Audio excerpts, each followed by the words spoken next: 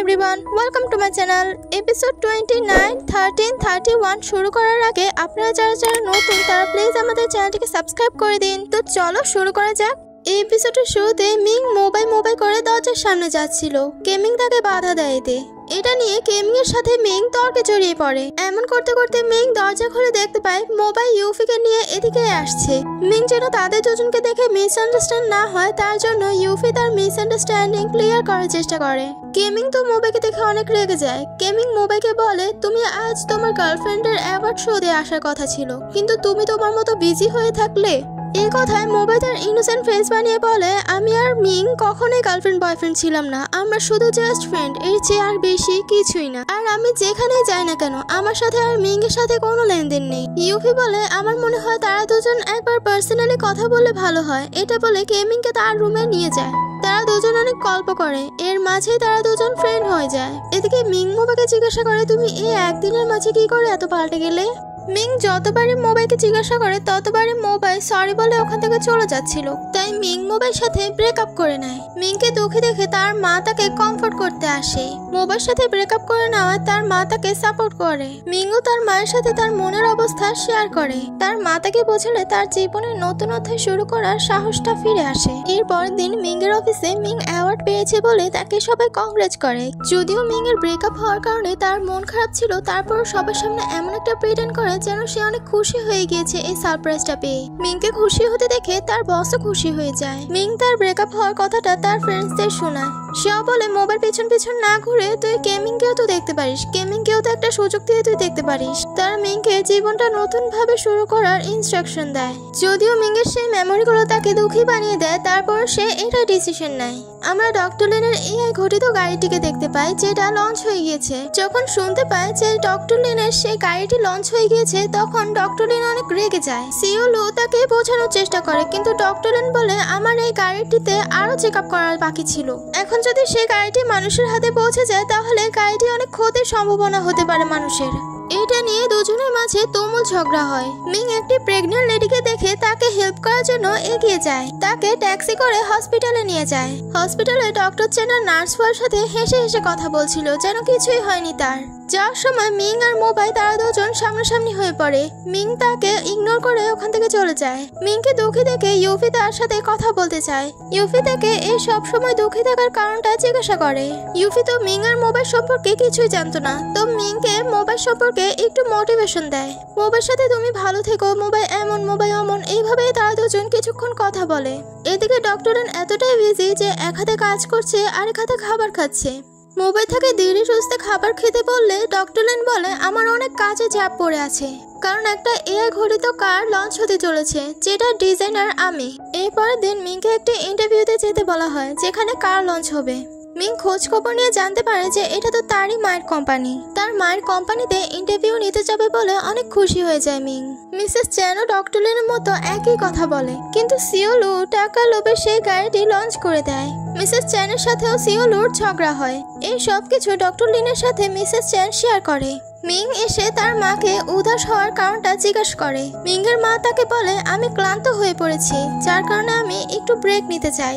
Ming বলে, আমি তোমার কোম্পানিতে কাল ইন্টারভিউ নেওয়ার জন্য যাচ্ছিলাম, তুমি ব্রেক নিতে পারো, সমস্যা নেই, তুমি আমার ইন্টারভিউতে না থাকলেও চলবে। এর পরের সিনে আমরা সিওলুকে ইন্টারভিউ দিতে দেখতে পাই।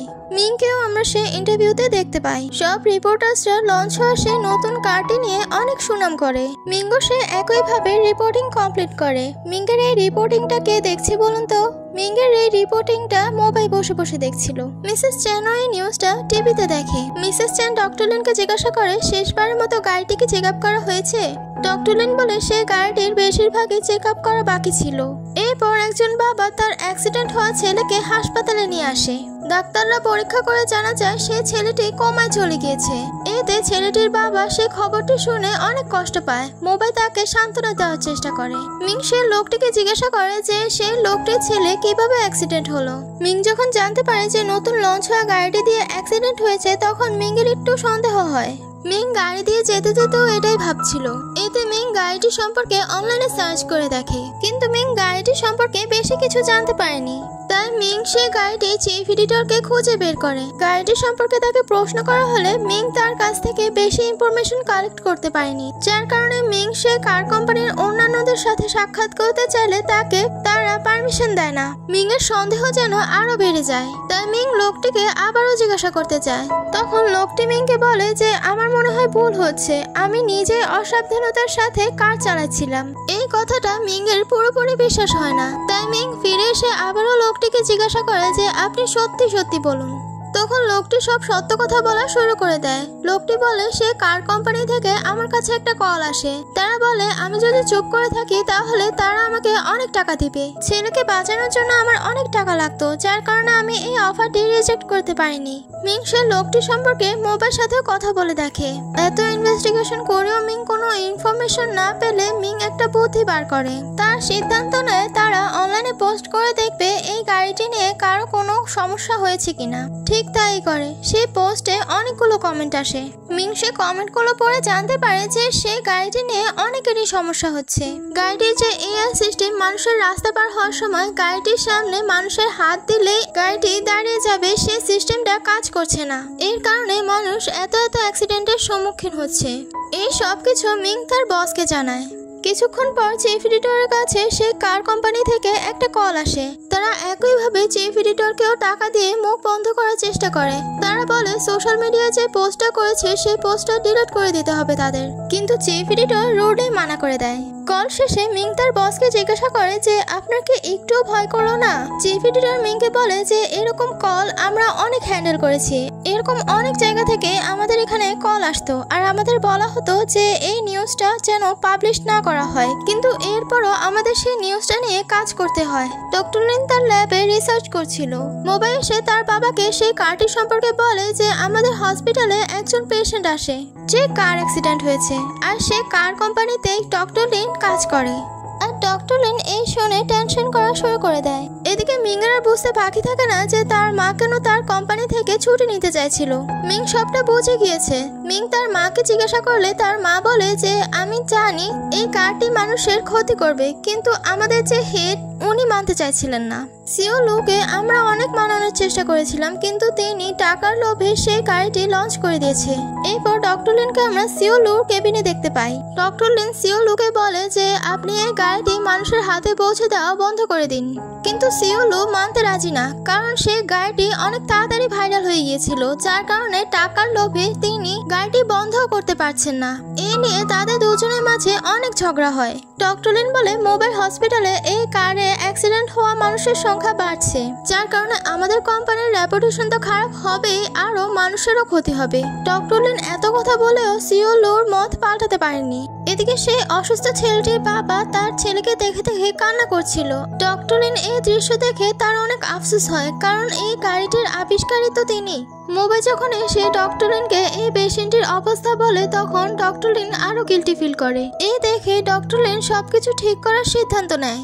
ডক্টর লিন যাওয়ার সময় মোবাইল তাকে বাধা দেয় আর জুতোগুলো খুলে নিজের জুতোগুলো পরিয়ে দেয়, কারণ ডক্টর লিন একরকম জুতো পরে এসেছিল।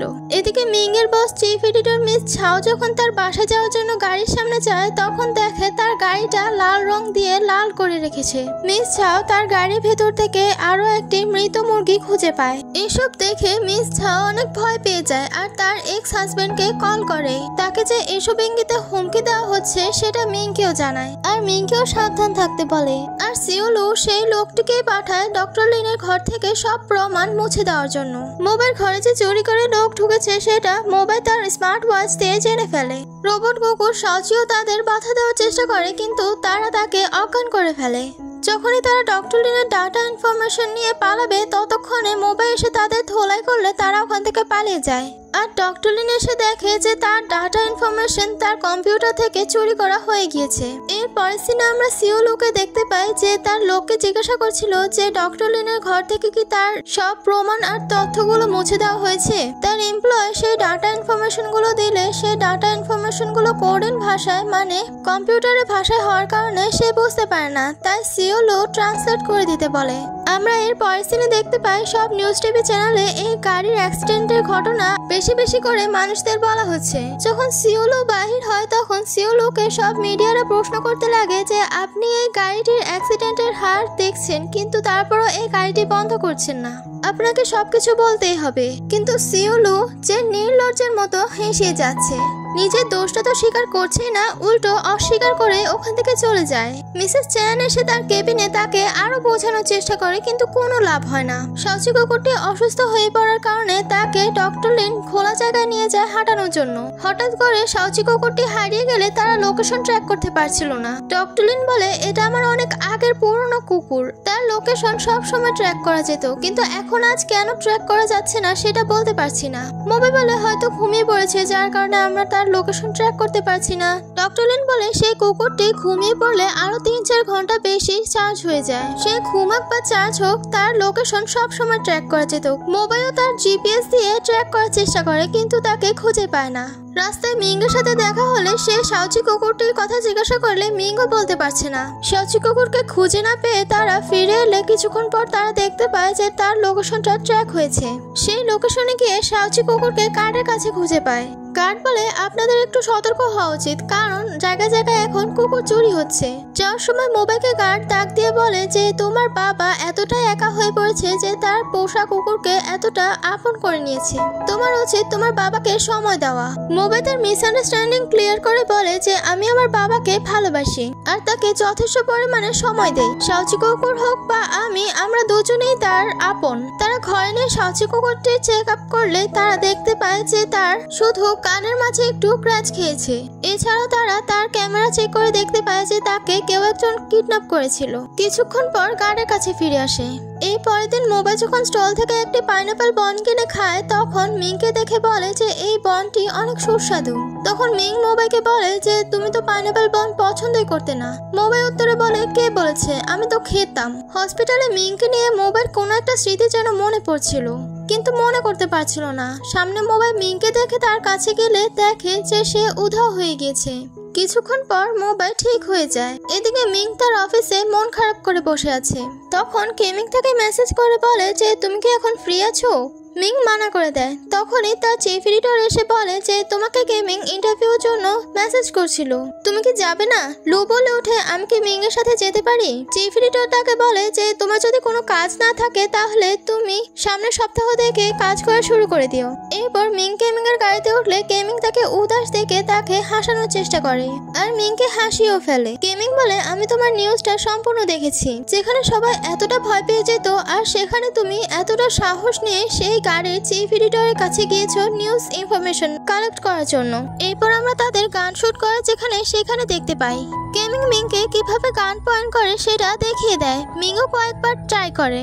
মিং প্রথমবার গান শুট করলে অনেক বাজে নিশানা হয়, এর পরের বার আরেকটু ভালো করে, কিন্তু কেমিং এর গান পয়েন্ট কারেক্ট হয়, যেটা দেখে মিং অনেক ইমপ্রেস হয়ে যায় কেমিং এর উপর। মিং যখন কেমিংকে জিজ্ঞাসা করে যে তার বসের সাথে কেমিং কোন ইন্টারভিউর কথা বলেছে তখন কেমিং বলে যে আমি কিছু হ্যান্ডক্রাফটের কথা বলেছি যারা নাকি জুয়েলারি ডিজাইন পারে।